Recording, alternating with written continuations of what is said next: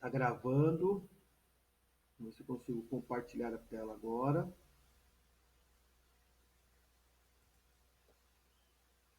Isso, vamos compartilhar a tela. Sabia que ia cair. Caiu,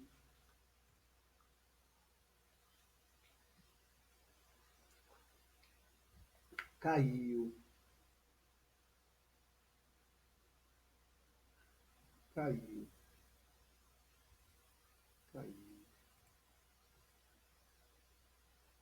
caiu.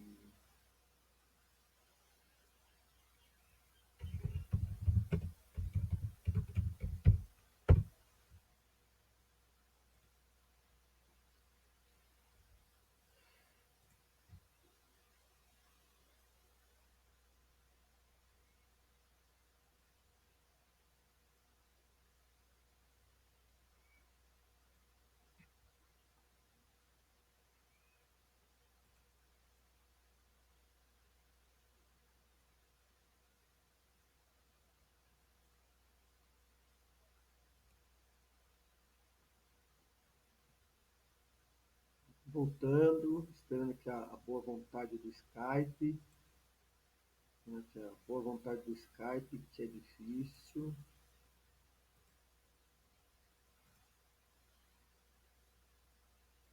Agora sim, voltei. Espero que todos estejam me ouvindo. Voltou, está sem som ainda.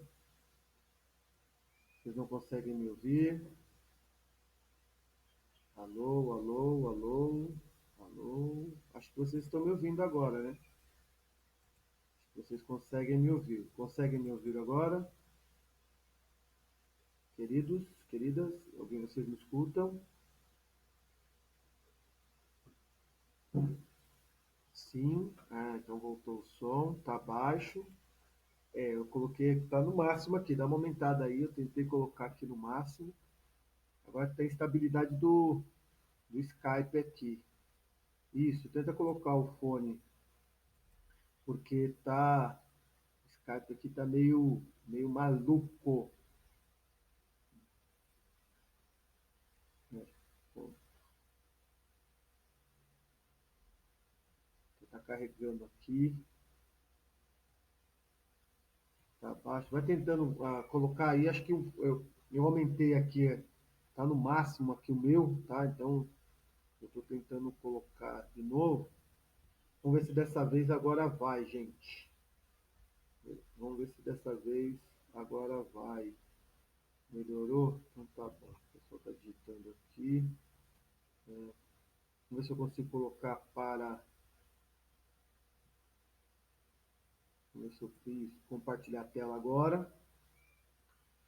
Esperamos que não caia de novo.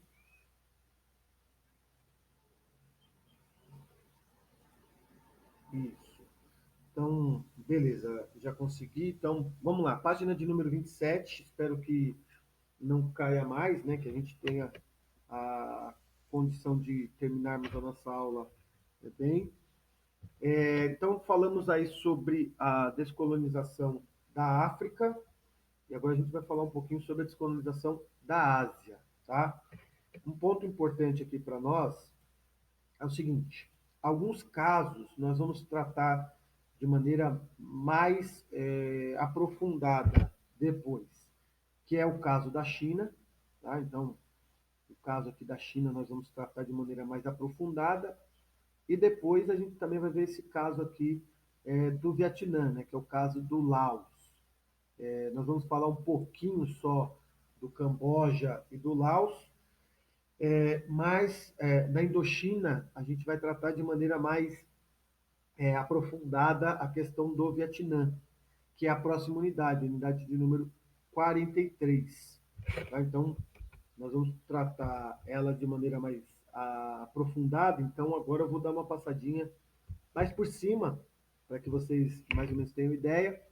Porém, a gente vai falar, logicamente, de maneira mais concisa do processo de independência que ocorre na Indonésia e depois do processo de independência que ocorre na Índia.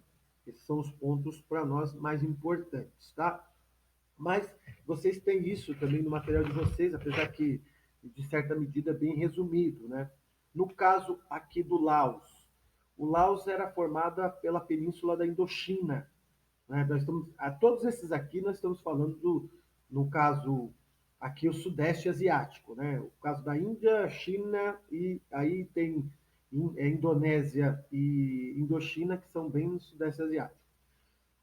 A Indochina ela foi uma colônia francesa, tá? Ela foi dominada pelos franceses um bom tempo, principalmente no século XIX, né? Os franceses dominam a região e como eu disse para vocês, né?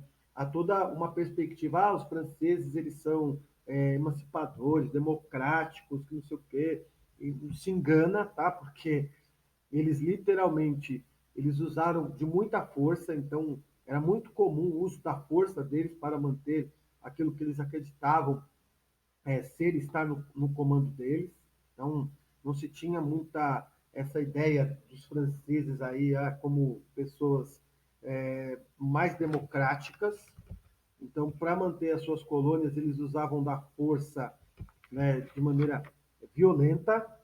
E aí, com mais tarde, com a Segunda Guerra Mundial, os japoneses passam a dominar essa região, principalmente pelo seu processo expansionista. Lógico que o Japão vai enfrentar muita resistência.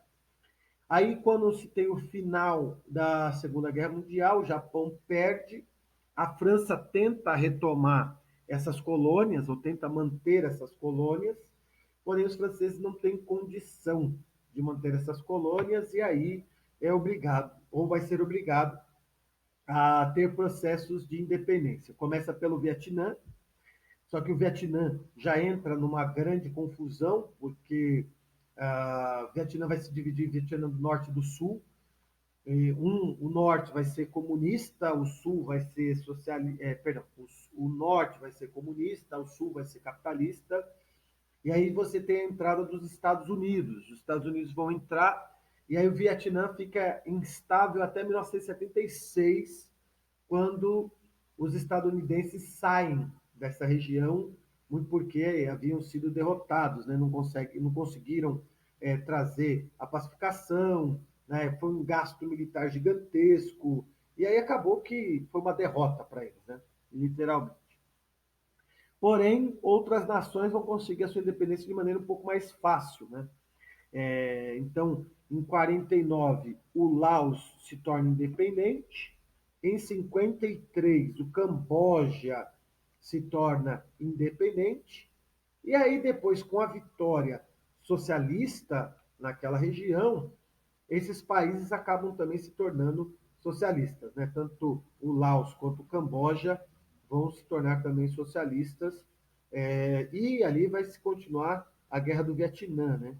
A Guerra do Vietnã vai ser muito incisiva naquela região. No caso da China, nós vamos ver de maneira mais aprofundada, mas a China era uma possessão inglesa, né? Nós temos essa possessão inglesa, principalmente com a Guerra do Ópio, que eu já expliquei para vocês, quando os ingleses vendiam essa substância entorpecente para os chineses. Lembremos que a China não queria abrir os seus mercados aos produtos estrangeiros, o imperador chinês se recusava, e aí a Inglaterra, né, o Reino Unido, né, a Grã-Bretanha começa a vender ópio para lá. Um parênteses que a gente precisa abrir, a maioria dessas substâncias eram comercializadas, né? Até a cocaína era utilizado também. Quando perceberam o mal que essas substâncias faziam, o pessoal proibiu, hoje são substâncias ilegais. Isso fica muito claro que, por exemplo, o ópio ainda hoje é utilizado não apenas como substância ilegal, mas como substância legal, né? Ele é remédio, os opioides, né? Que a gente tem aí os opioides, remédios para dores e tudo mais. No caso do Brasil, um opioide a pessoa precisa ter pelo menos receita médica. Ela não pode comprar porque é um remédio que causa alta taxa de dependência. Quem acaba usando acaba, se não for bem controlado, acaba se tornando dependente, porque é uma droga, né, viciante, que é o ópio. Mas nesse período que nós, aqui em questão não se tinha a ideia ou né, essa política contra as drogas que hoje se tem no mundo. Então as pessoas utilizavam e os ingleses acabavam vendendo essas substâncias, né? Os ingleses acabavam vendendo essas substâncias e essas substâncias, então, elas acabaram sendo utilizadas aí, principalmente para domínio dos ingleses na região. Meu computador deu uma bugada aqui, só um minutinho. Aí, voltou. Então, os ingleses se utilizavam dessa substância para domínio da região.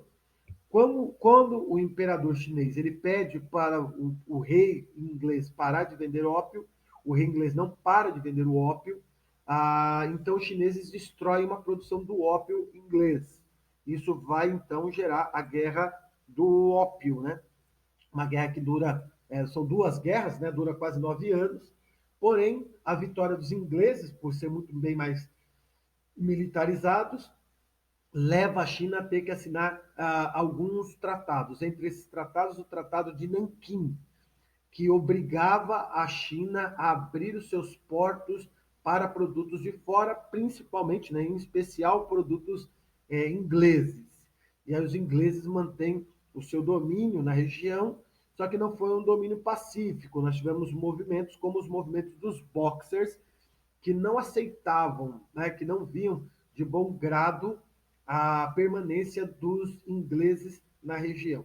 A partir da década de 40, antes da guerra, né, 38, 39, vem a figura já do Mao Tse Tung, Chiang Kai-shek, isso lá, no caso, desde a independência, 1911, quando a China se torna uma república, né, para frente começa uma disputa muito acirrada na década de 20, né, entre Chiang Kai-shek e o próprio Mao Tse Tung.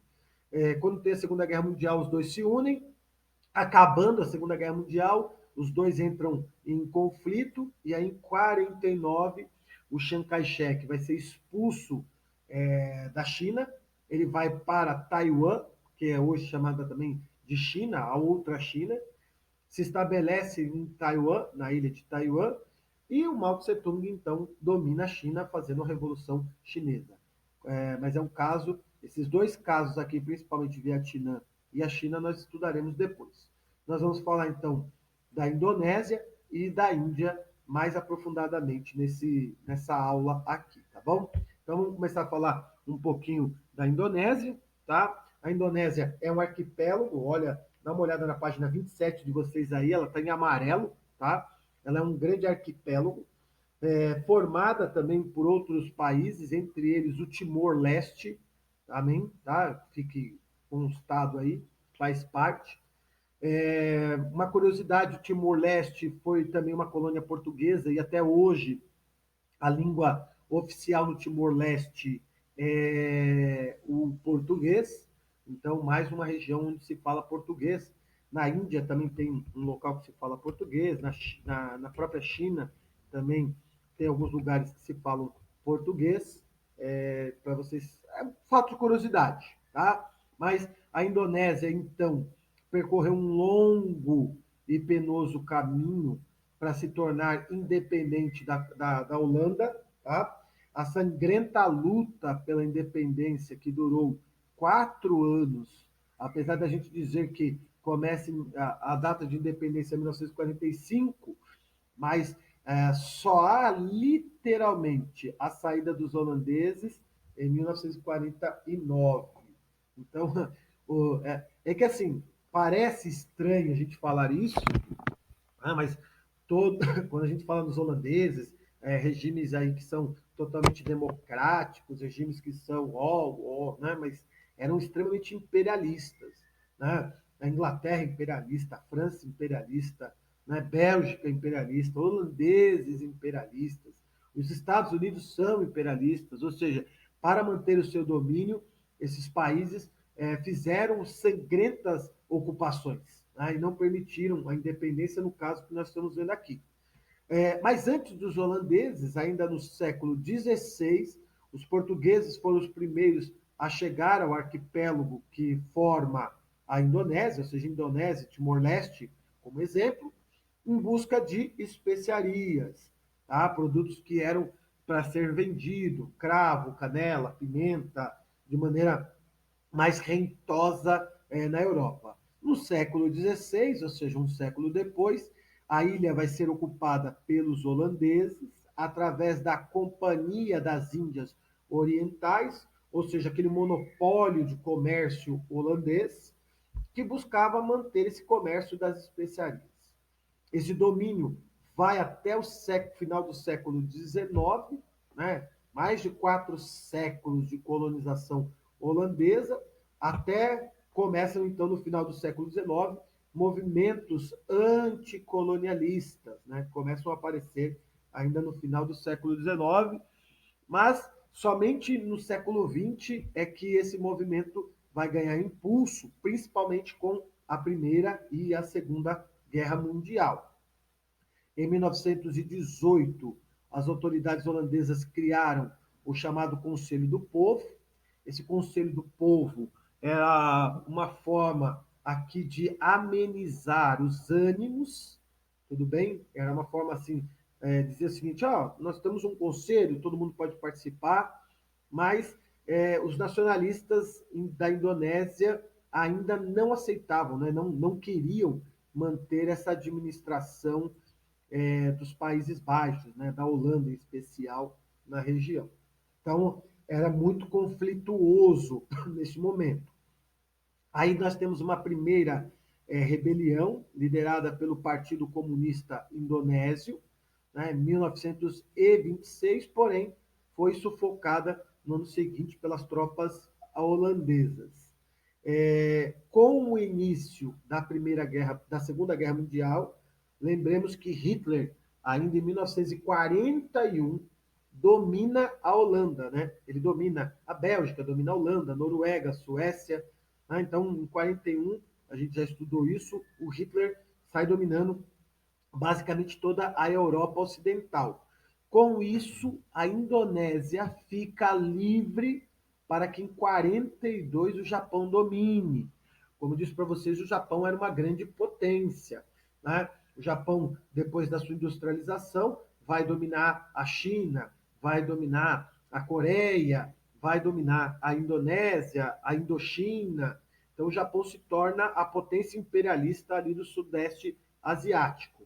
E aí, durante 1942, nós temos, então, a expulsão dos japoneses, a expulsão dos holandeses pelos japoneses. Com o final da Segunda Guerra Mundial, né, 17 de agosto de 1945, o caso do Japão, né, a capitulação japonesa, os líderes nacionalistas da Indonésia, né, Sukarno e Hatta, proclamaram então a independência da Indonésia. Logicamente que a Holanda não vai aceitar, né, está livre, emancipada, quer voltar com as suas possessões coloniais.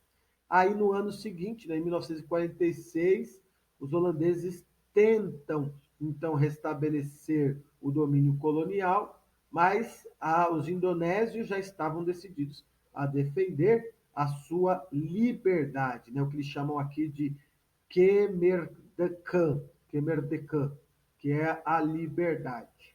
Depois de 4 anos de guerrilhas e ameaças de boicote, principalmente dos Estados Unidos, a Holanda, então, aceita, em dezembro de 1949, a independência da Indonésia. Nós vamos ver que os Estados Unidos fazem muito disso, né? Muito porque os Estados Unidos querem dominar e como o plano Marshall está acontecendo na Europa, dos Estados Unidos ameaçarem fazer um boicote aos países, os países acabavam tendo a independência. Isso vai acontecer no caso da Índia também, tá? Nós vamos ver também. Mas em 49, então, a Kamed Sukarno, ele é então como é que eu posso dizer aqui, eleito presidente da Indonésia. Tudo bem? Uma curiosidade aqui da Indonésia, a Indonésia é de maioria islâmica, tá? Então, eles são de maioria islâmica, é o maior país islâmico do mundo. A Indonésia hoje também é super populoso, né? Extremamente povoado. Estima-se ali que eles tenham em torno hoje de 230 milhões a 250 milhões de habitantes. Muito mais, é muito mais cheio do que o Brasil, né? Só para vocês terem ideia aí. E muito menor do que o Brasil. Então imagine aí quantas pessoas, né? Como deve ser a rua da Indonésia. Tá? Então, em 1949, a Indonésia se torna então um país independente. E aí as leis, como eu disse para vocês, por serem islâmicos, as leis desse país acabam conflitando bastante com as leis, ou se unindo bastante com as leis do Alcorão. Então, eles são muito severos, pena de morte e uma série de outras coisas aí. Tudo bem? Não tem nenhuma pergunta aqui. Vocês estão comigo? Tem gente ainda nessa sala bonita, né? Tem gente aí, ó, a participação aqui tá boa, hein? Tem 24, né, de 28. Tem 4 perdidos aí. Não sei onde estão os 4 perdidos, mas alguma dúvida? Tudo bem até aqui? Ninguém perguntou nada. Tudo certo, legal. Então, vamos seguir. Tá em delay, aqui é normal, esses delay é terrível, mas tranquilo, eu tô vendo aqui. Se alguém quiser utilizar e abrir o microfone, né, até é legal também, porque aí eu não fico me sentindo sozinho, né? Não fico me sentindo que eu esteja quase que numa, numa loucura total, né? Loucura, loucura, mas não estou. Vocês estão comigo, ainda bem. Vamos falar um pouquinho da Índia agora, né? Quando nós falamos na Índia, nós também, vocês já aprenderam isso em geografia, fala sobre o subcontinente indiano, tá? A Índia hoje estaria dividida em 4 principais países, né? Esse subcontinente indiano estaria dividido em quatro países, né?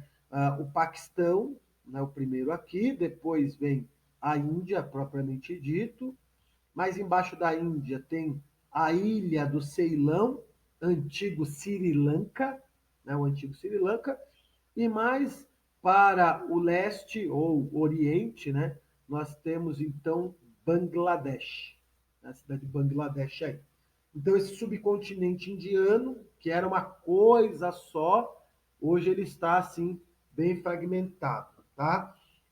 No caso, as dimensões continentais variam aí entre 3,3 milhões de quilômetros quadrados, e a Índia, então, é dividida em principados, né? Então, são vários, hoje, atualmente, ainda são vários principados, que seriam quase que reinos, quase, reinos não, seriam quase que... Na realidade é o seguinte, quando a gente fala principados aqui, nós estamos dizendo que era reinos. Até quando os portugueses chegaram, que os portugueses foram os primeiros, né, a desembarcar ali na Índia, 1498, Vasco da Gama chega em Calicut, nesse período, o subcontinente indiano ele era completamente dividido em principados. Então você tinha o Principado de Calicut, você tinha o Principado de Goa, você tinha o Principado, né, das cidades dos sulques, e assim vai. Você tinha vários principados ali. Vale-se dizer também que a religião já era bem mista lá, então você tinha os hindus, você tinha lá também os islâmicos, né? Lembremos que os islâmicos tinham uma boa relação com o Oriente, e eles traziam esses produtos para o Ocidente. Então, para você evitar de comprar produtos dos islâmicos, né, ter que pagar taxas, você então vai fazer a saída pelo Atlântico. Então, quando a gente pensa neles ali, tudo bem, né? Até isso daí. Depois da saída dos portugueses, com o fim da Rota das Pimentas, já século XVII, nós temos então mais tarde a chegada dos britânicos, principalmente final do 18 para o 19, os britânicos chegam e tomam posse daquele lugar ali, né? Principalmente vai se tornar a principal colônia britânica na Ásia. A China e principalmente a Índia são as principais colônias britânicas ali. E aí nós temos, a partir de 1885, o surgimento dos primeiros movimentos nacionalistas na região.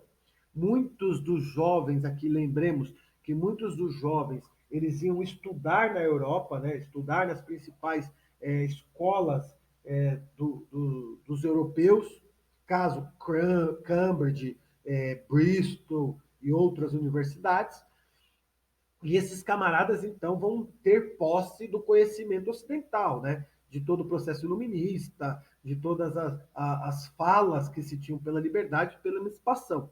E aí, ao voltar para a sua casa, né, natal, eles trazem consigo também essas ideias de independência.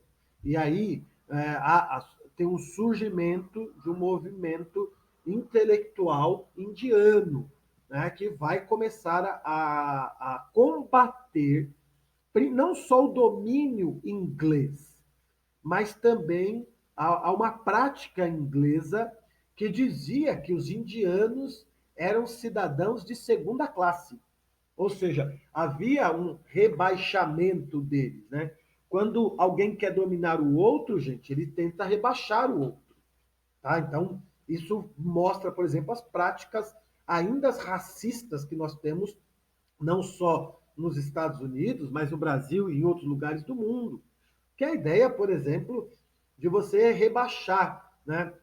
Por que hoje os movimentos de luta contra o racismo não querem mais essa nomenclatura de chamar de negros, né?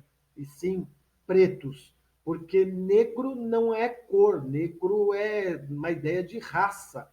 Então, essa ideia de chamar o outro de negro é a ideia de você dizer que ele é uma outra raça, uma raça inferior. Então, isso não é cabível. Quando a gente, por exemplo, tem o censo do IBGE, o censo do IBGE é lá branco, pardo e preto, né? Aí entra também amarelo e vermelho, né? Asiáticos e indígenas.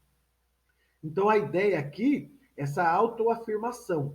Então, os indianos também não concordavam com os ingleses de serem chamados ou considerados cidadãos de uma segunda categoria, tá? Os cidadãos menores. É logicamente que esse movimento nada conseguiu, porque a Inglaterra era muito forte, né? O domínio era muito pesado. Então, nós temos até a Guerra Mundial a Inglaterra ali com o seu domínio. O problema é que, a partir da Segunda Guerra Mundial, nós temos um enfraquecimento econômico dos ingleses, né, dos britânicos, e principalmente no fim da Segunda Guerra Mundial, as potências imperialistas já não tinham mais aquele poder de domínio que tinham outrora na região. E aí começam, então, esses processos de independência.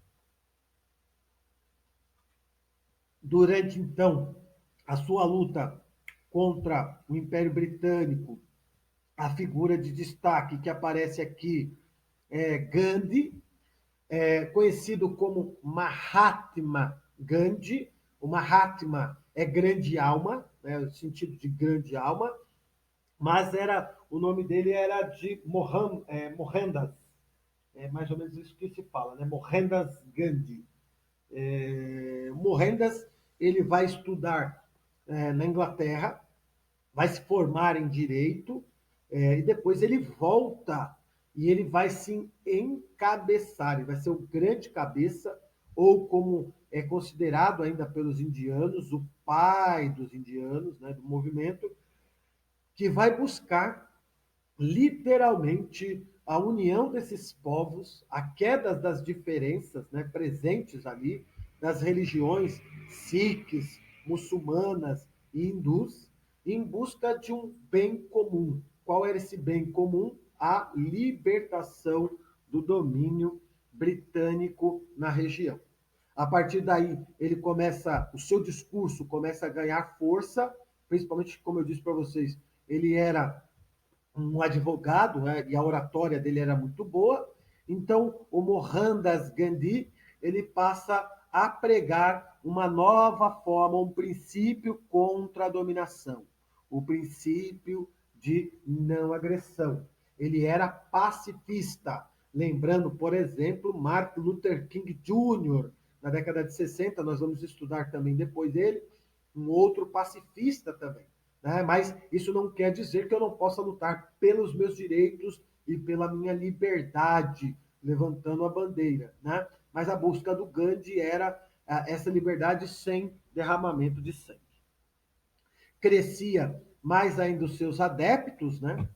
E assim, o Gandhi ele era um contraponto muito grande entre os diferentes pensamentos dos indianos, né? Principalmente a divisão religiosa que se tinha entre os hindus e os muçulmanos, e também havia aqueles que queriam empregar a violência, e o Gandhi é um grande contraponto, né? O Gandhi ele vai tentar ser o equilíbrio, né? Muitas das vezes ele vai ter que fazer greve de fome, parar de comer para que os indianos parem de lutar entre si.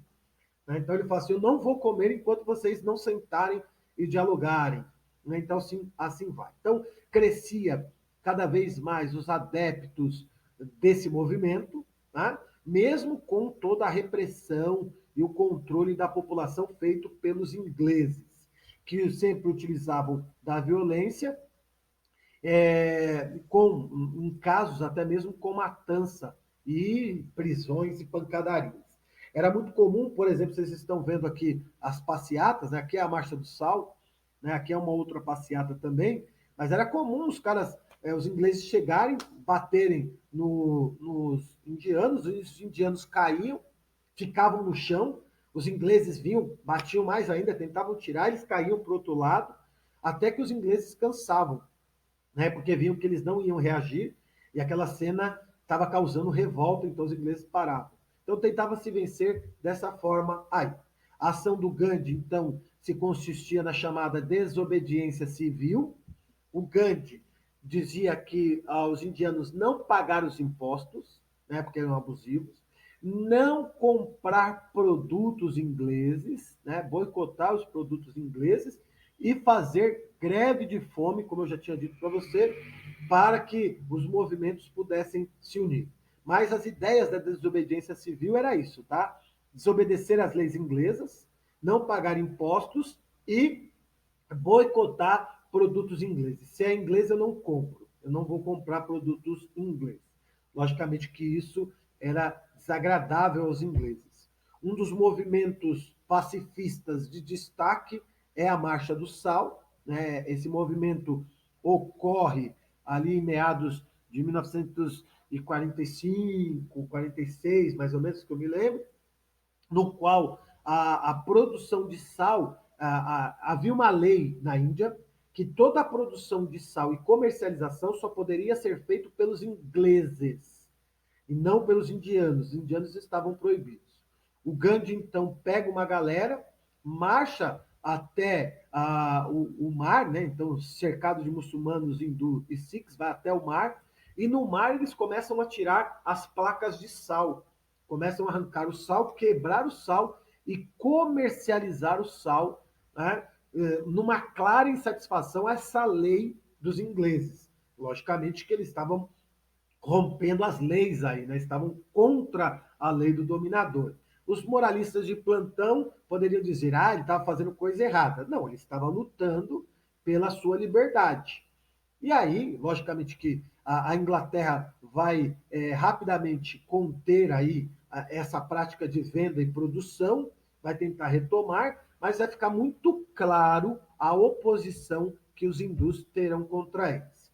Mesmo aí em 15 de agosto, já para finalizar nossa aula, né? Em 15 de agosto de 1947, com pressões estadunidenses, a Inglaterra então permite a independência, né? Assina o acordo, né? E a liberação da Índia para se tornar independente. tá? Isso em 15 de agosto de 1947. O problema aqui é que esses grupos rivais ainda continuavam lutando entre eles, né? Em 47, então, acaba havendo uma fragmentação do subcontinente indiano, o surgimento do Paquistão desse lado e o surgimento da Índia, sem contar o Paquistão do Oriente aqui também, tá? Que vamos ver. E mais aqui embaixo, né, o Ceilão, que está aqui na ilha, aqui embaixo.